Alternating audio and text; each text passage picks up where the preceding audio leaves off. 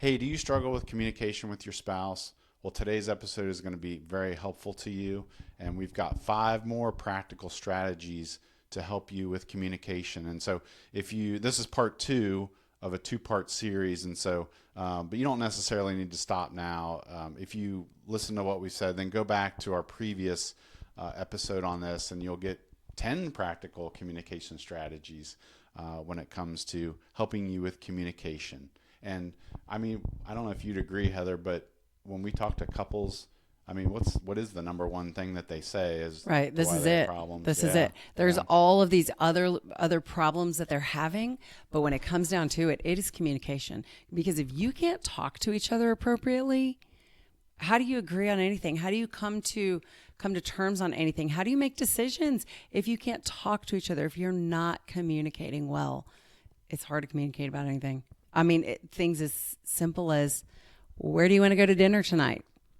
Can you even communicate well about that, and feel, It comes down to communication. That's right. I'm rambling. Yeah, Sorry. that's all right.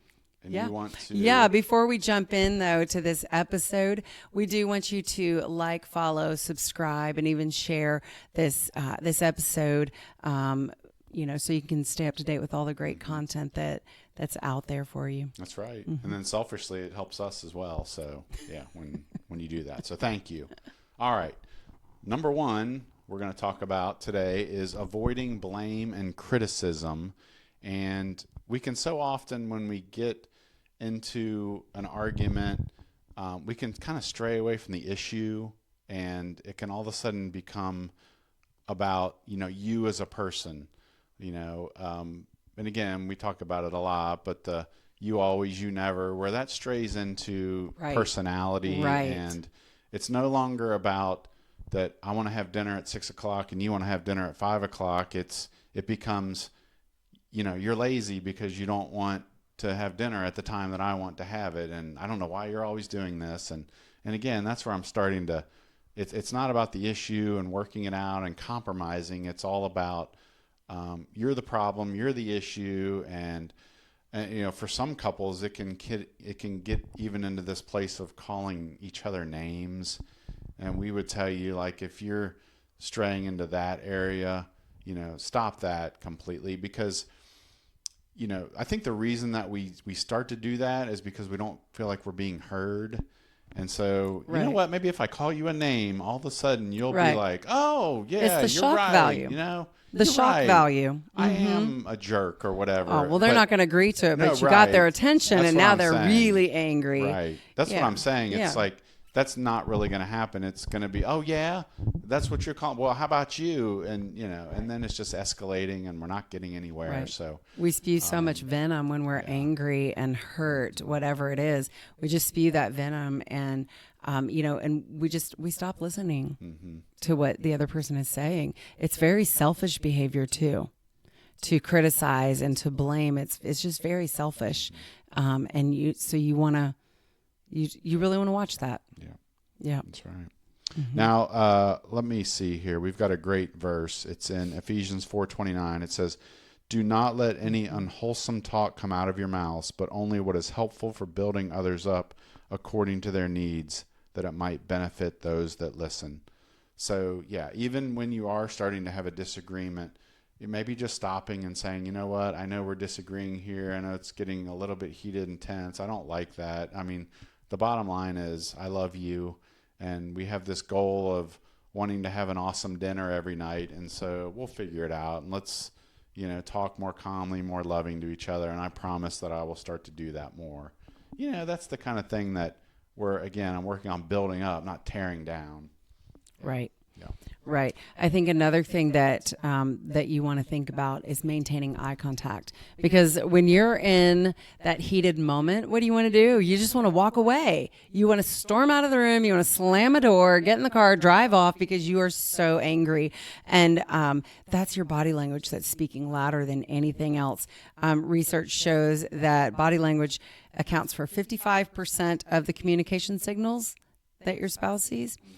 And your tone, the way you say it, is 38%, but the actual words that you use, a whopping 7%.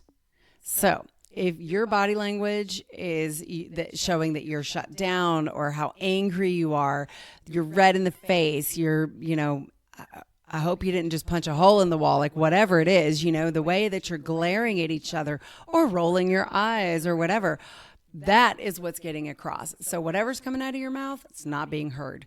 And so, well, I've said that 1,000 times or whatever. They didn't hear you say it not one single time because the body language. So you really have to watch that, and maintaining eye contact is a big thing. Like I said, I just kind of went off on a whole tangent about storming off and all that as well, but maintaining that eye contact, giving each other that respect of I'm going to look at you while you're speaking because what you're saying is important, and I want to look at you while I'm speaking because what I'm saying is important. Let's continue to look at each other. And you might even go so far as to grab your spouse's hand, hold their hands. Let's get this in one of the cameras. There we go. hold hands while you're talking. And it's kind of interesting to see how all of a sudden things start to de-escalate because you're holding hands. It's that touch it's the touch that people crave and want and need, but it's a good, kind, loving touch. And it's like, we've done it, and it is the weirdest thing, but it's like all of a sudden, okay, I can't scream and yell at you while I'm holding your hand. I don't know. There's something mentally that happens. Can you explain that?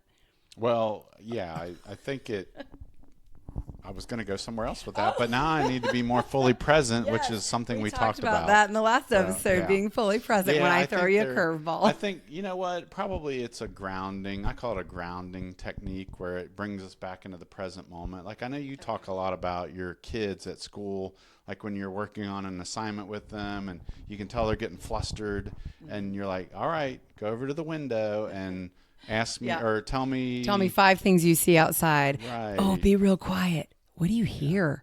Yeah. And they're like, the air conditioner. Yeah. Right.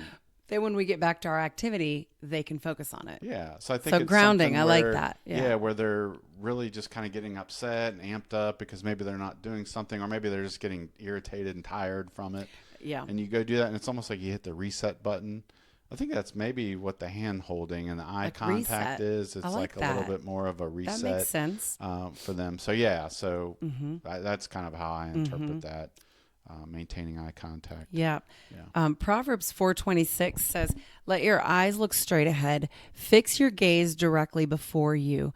Give careful thought to the paths for your feet and be steadfast in all your ways." And, I think that verse is obviously talking about like fixing your eyes on Jesus and, because he's our everything. But I think we can also take that to mean like, I'm going to put my eyes here on you. I'm going to be present with you. I'm going to give you my eye contact. I'm not going to storm off. I'm going to respect you because I love you. You're my spouse. God's my number one. You're my number two. And yeah. Sorry. I like it. All right. What we're going to talk about next is practicing patience. And this one. That's hard sometimes. Yeah, I don't know if there's one of you in the relationship. There's probably one of you more than the other that might struggle with this one a little bit more. Where maybe you're the go-getter, you're the achiever, you want to get things done, you want to get things moving, we got to take care of things, and your brain is just moving a mile a minute, and the other one of you is a little bit more, here, I'll use this analogy, Tigger and Eeyore. One of you in the relationship is probably Tigger, bouncing around, wanting to get things done, always needing to do things, yes. The other is probably Eeyore, and Eeyore is more of the one that's just, a little bit slower, woe is me, that kind of thing. And you may have instances where you kind of trade off. I mean, maybe that happens with us, depending on what the issue is and what we're passionate about. Mm-hmm. I know again, for us, it's just kind of, it works in different ways, but the patience, I know for me, I can, if we start to get into a discussion or an area that's upsetting or whatever, I can feel the tension kind of rising within me. And then all of a sudden, when tension rises, guess what reduces? Well, patience. And so, that is so true. right. Yeah. And so, but again, that's very important. And, I would, as a counselor in my day job, I would say remembering to get in touch with your body. Notice when Right. because I can notice my face flushing or my pulse quickening or my Right. I Right. just feel this like kind of tightness in my chest. Yeah. Sometimes I Yeah, don't know we if can you sense that. do you feel Oh, anything absolutely. like that? Absolutely. I can sense those changes and Yeah. it's like, do we run with it and go with that emotion that's just kind of got the foot on the gas pedal, or do we say, "Ooh, I feel myself getting more anxious, more upset, more angry, more fill in the blank." And do you do something about it? Do you say, "Oh, hold on, and I need a break for a minute. I need to go out of the room for a minute and calm myself down, practice a little patience, and then come back." Yeah. Yeah. And really, I think breathing, and also even more important would be just asking God, would you, are you, do you appreciate, are you proud of how I'm acting right now? And, Right. if we probably know the answer to that question oftentimes is no. So Yeah. That's hopefully going to be let no. let that help you. Yeah. Let me see. We've got Proverbs 4:26 on this one. Let your eyes look straight ahead. Nope, I'm sorry. That was the previous one. James 1:19. My dear brothers and sisters, take note of this. Everyone should be quick to listen, slow to speak, slow to become angry. And I always love we have 2 ears and 1 mouth for a reason. We should be listening a little bit more than we are talking. So, yes. I And agree. that will be how you will practice patience. I agree. And speaking of talking, just a minute ago, I talked about that body language accounting for 55% of your communication, to your tone 38%, and the actual words you say 7%. We're jumping back to that just a little bit. Tone is it's very important. And so that means it's the way that you're saying it. Because how many times have you said, or has someone said to you, it's not what you said, it's how you said it. It's how you said it. That's your tone. And your tone can set the mood in the room.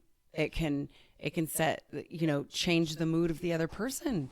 It can do a lot of damage. Just the way that you're saying things can do so much damage and cause so much hurt that you want to make sure that you're watching that. Yeah. Have you ever had somebody say, "Wow, you seem really angry right now," and then when you respond back, "I'm not angry." I'm not angry. Right. Stop. Okay. Yeah. Okay. A Yeah. little bit of anger there. Right. Yeah. So I think it's just really important to think about your tone and the way that you're saying things to your spouse. And are you saying them in a way that is going to be well received? Is it in a way that would make God proud? Is it in a just in a more loving way?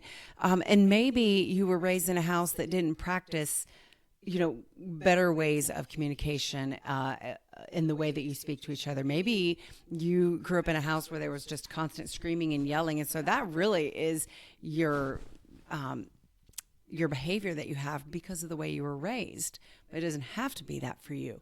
There are things that you can do to better yourself, to stop some of those habits, to even realize, this is a big one for me. I need to work on that. But it takes that realization and that humility to say, okay, I'm going to work on this thing for real. With the help of the Lord, I can work on this and really watch the way that I'm saying things. Proverbs 15:1 says, a gentle answer turns away wrath, but a harsh word stirs up anger. And that's what the Bible is telling us about that. We have to watch our tone.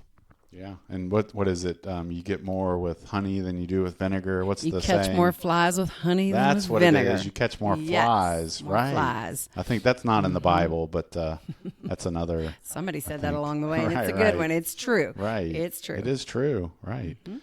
I know that so often I've had moments where, if I just let him or her have it, again, they're gonna see the light, and they're gonna come to my side. No, that typically repels people. So. Right. Yeah, tone and volume are extremely important. The last one we want to talk about today is agreeing to move forward. And you got to be careful in the timing of this. I've had some friends of mine, some guys would often say to me, you know, I don't want to argue with my wife. We're not going to, you know, get into this. And so when the wife would come to them with something that they were upset about, they would just say, nope, we're not arguing about it, or we're not talking about it. We're not going there with this. And, you know, I don't necessarily agree with that. I think some conflict, some disagreement, that's good. You know, obviously there has to be a balance in there somewhere, but, Right.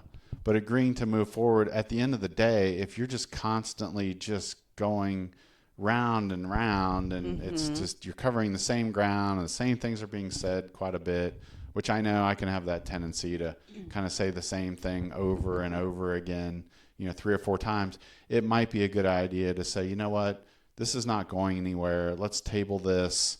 Let's agree to move forward. Or it could be even like, can we just let's try to compromise. Let's try to put something into place to solve this, and then we can move forward. Let's Yeah. agree to disagree. As Yeah. hard as that is, sometimes that's Yeah. the solution. We're going to agree to disagree, you know, and be okay with it and be supportive of each other. And so, like, if you are moving, you know, choosing to move forward over something that just has always lingered there, it's like you're literally moving forward and leaving it behind you, and you're not going to go back to it and continue to dwell on it, and because it will just continue to be a problem that's very hurtful. Yeah. Because you want to move forward. You want to move forward in your relationship. I've had moments where I'll notice I'm a little bit grumpy or irritated about something, maybe some interaction that we had, you know, and I'm noticing I'm grumpy. And something that's been helpful to me is, in my mind, I kind of say, either I need to bring this up now, or I need to move on and move forward and leave it behind. Because, you know, you get that sort of passive aggressive, I'm just going to stay grumpy, and I'm not going to tell you what's wrong, but, you know, I'm going to maybe bang some dishes around and be irritated, and that's not right either. And so it's really been helpful to me to say, you know what, if you don't find this important enough to talk about or bring up, then that means that you need to move on and you need to move forward. And I've actually been able to, without talking to you, calm myself down and move forward without even needing to bring something up. So sometimes it happens in your mind where you're upset about something, and you can kind of deal with it on your own, right? I don't know if you've ever had that. Oh, absolutely. Because I think sometimes it comes down to pride, and it comes down to selfishness and the way that you want something done. It's all about what I want, me. Like, that's no, it's not in a marriage. We can't look at it that way. And so I think it's just that selfish sin nature that, you know, we've got to work on some things. We've got to move forward and let these little things go that really don't have to be that big of a deal. And even if they are a big deal, it's like, you've got to figure out a way to move forward and not keep throwing it back in the other person's face. Amen. Couldn't have said it better myself there. Oh, we have a passage. We do. Philippians 3:13. Yeah, forgetting what is behind and straining toward what is ahead. Yes. I mean, yes. Again, I just love the Bible. It's just so much practical knowledge and wisdom, and there's such power in it. So we just so love many it. good things. Yeah. Yeah. Go there when you need help. Absolutely. Go to God. Yeah. I really hope that, well, first of all, that you've maybe listened to both episodes and heard all 10 strategies to better your communication. I hope that you feel encouraged to know that you're not alone. I hope that there's some little nugget that you can take from these lists that, you know, that we create or whatever, and say, yeah, I'm going to work on that. That kind of hit home right here. That was an ouch moment. That was the Holy Spirit saying, hey, you listening? So, but I hope that you feel encouraged and feel strengthened to move forward in a lot of ways by picking one thing that you want to work on in your marriage, and also just know that all of these things are all available on our website, Love How Deep. And it's called 10 Practical Communication Strategies for Married Couples. And this is something that you can print off. You can work on it together, work on it individually, talk about, and just, you know, kind of go from there to better your communication with each other, because that is what we want for you. Mm-hmm. Yeah. Hey, thanks so much for tuning in and watching, listening to this episode. And we really do appreciate you. And thank you. All right. Take care.